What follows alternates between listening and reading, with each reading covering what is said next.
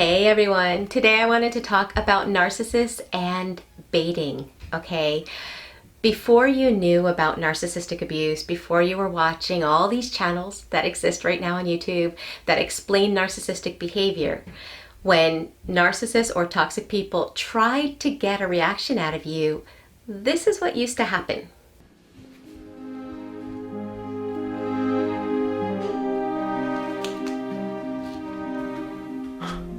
Are you serious? With everything that we have to get done today, that's what you do. There's so much that needs to get done. You don't do anything. You don't contribute in any way to this house. I have to do everything. How could you say that? I woke up this morning, I got the kids ready for school, I brought them to school, I worked all day, got home, made dinner, did the laundry, put the laundry away, helped the children with their homework, gave them baths, put everyone to bed, cleaned up the dinner dishes, and I'm literally taking 5 minutes for myself, and you're angry? All you do is make excuses. That's all you do. It's excuse after excuse. You never take any responsibility. You never see what's really going on. You're never honest with yourself. You know, nothing I ever do is good enough. You never see anything good that I do. I could do everything and pour myself out and it will never be good enough. I don't understand why you can never see anything good in me. Isn't it true that whenever they accused you of something that was false, or whenever they attacked you negatively and in a way that was completely uncalled for, it automatically caused you to want to defend and provide evidence that whatever they were saying about you was not true? It was like an automatic response. But you have learned that by responding that way, by reacting to their provocation, you learn that you were actually giving them what they wanted. They don't really want evidence so that you stop the argument or so that they see that their accusation was wrong. No, that wasn't what they were looking for. They were actually looking for that emotional response from you. And so you learned that you were feeding into it. But now you are all the more wiser, and you've learned that one of the tools that is used to stop feeding the toxic person is the observe, don't absorb technique. So now, if you're still in the situation with the toxic person, you handle it like this.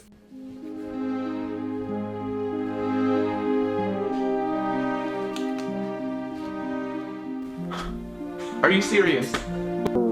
With everything that we have to get done today, that's what you do. There's so much that needs to get done. You don't do anything. You don't contribute in any way to this house. I have to do everything. Well, thank you for sharing how you see me. You know, I appreciate your honesty. I appreciate you letting me know what you think of me. So the first thing I want to say to you, if you are handling it that way, is congratulations. You are now disconnecting from the way the narcissist operates. You are now removing your emotional reaction to their provocation. In essence, you are separating yourself from the toxic person, which is awesome, okay? However, this often brings about baiting. So what is baiting? Well, think about bait for a fisherman. Right? When someone's going fishing, and I know this from my dad who used to wake us up at 4 in the morning to go fishing, they have a toolbox of all different kinds of bait. What doesn't work for one fish works for another. And if one thing isn't working, they don't give up. They simply find another bait that will work. That's what happens when you remove your emotional reaction to the toxic person in your life. So what happens is they begin to think like this. Wait a second, this is not okay. Where is my narcissistic supply? Where is my negative energy? I need to feed on negative energy and I'm not getting it. I am not cool with this. So that's when the baiting occurs. What the narcissist is looking for as they change bait or as they change tactics to provoke you is they're looking for something that gets under your skin. Okay, So they'll start with things that normally get you angry, normally make you feel insecure, normally make you feel less than or not enough. They'll start criticizing you about those things. However, most people that are learning the observe, don't absorb technique, they're okay with that surface baiting, because that's where you started to employ the observe, don't absorb. So you're okay in those areas. The toxic person begins to see that, so they change bait. And often they'll go to sensitive things that you told them about your past. Let's say in the past you did things in your life that you're not proud of, and where the toxic person acted like they really care about you. They acted like you are amazing and that everything you tell them is safe with them. You have wounds from the past that you shared during the love bombing phase. They were filing that more sensitive information away to pull out at a time like this when they really need narcissistic supply and you're not falling for their normal provocations. They will take an old wound that you shared with them in confidence and they will turn it and twist it and criticize and condemn you in the most cruel way possible. And since they're already using a sensitive topic for you, that's tempting to allow yourself to lose your cool. But if you're watching this video, I'm hoping that this is going to prepare you for when the narcissist baits you in those more sensitive areas, so that you can realize that they are simply desperate. They are desperate for narcissistic supply, and if they're that desperate to use information that was sensitive, information that was given to them on the basis of trust and confidentiality, then you must be doing a lot right by starving their supply. The other bait that winds up being difficult for people that are just starting to apply the observe, don't absorb is when the narcissist compounds their accusation. So it's one thing for them to say, I think you suck. I think you're an awful spouse. If you've learned the observe, don't absorb, you've learned that that's just their opinion and that they're allowed to have their opinion. However, when they compound it and say something like, I think you suck, I think you're an awful spouse, and everybody that is in our circle of friends knows the truth about you, and everybody agrees with me that that's what you are. When the narcissist has compounded their false accusation and attack, that's when I know a lot of times people in my face-to-face coaching tell me that that's when they break. Because the thought that other people are being influenced by lies and manipulation is just overwhelming. You need to understand when the narcissist starts employing these different tactics of attack is they are searching for what is going to get under your skin.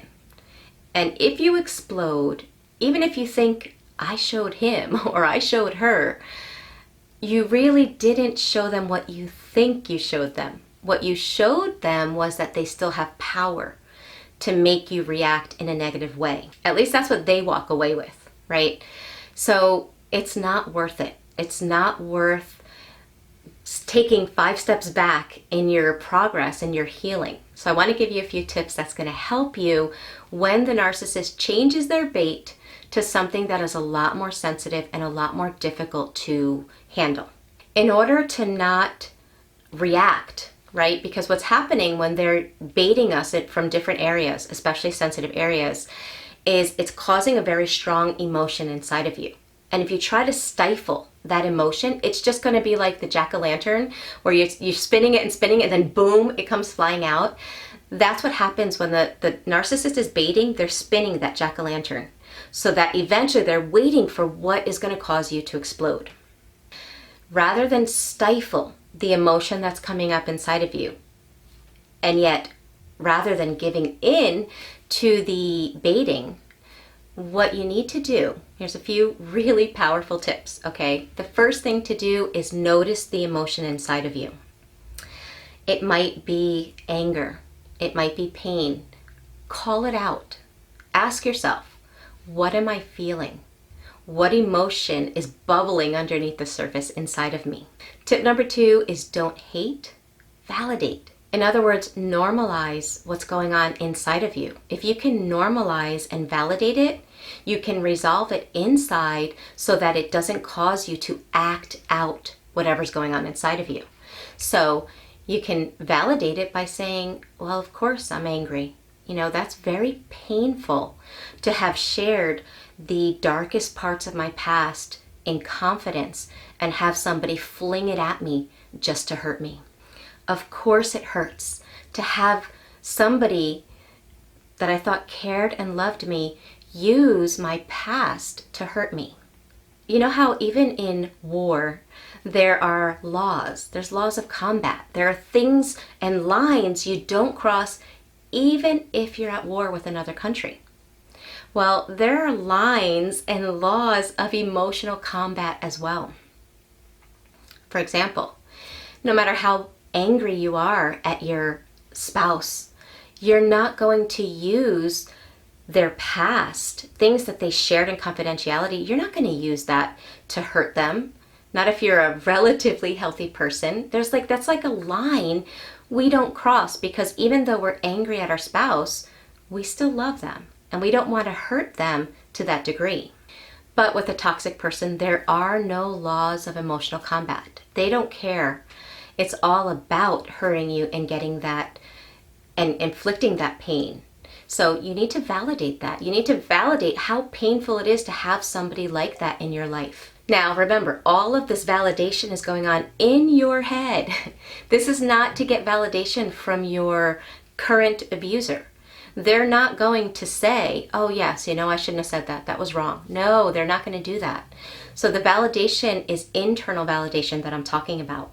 And step number 3 is acknowledge that even though this is what's going on inside of you, even though you have every right to feel that, bring yourself to an empowered place. Even though I'm angry and hurt because of what he or she is doing, I'm proud of myself for not giving in to their baiting. I'm proud of myself for holding my own ground and acting in a way that I feel dignified. Those 3 steps are super powerful, whether the toxic person is trying to get narcissistic supply their usual way, or if they are using more insidious means by baiting you and trying to get under your skin.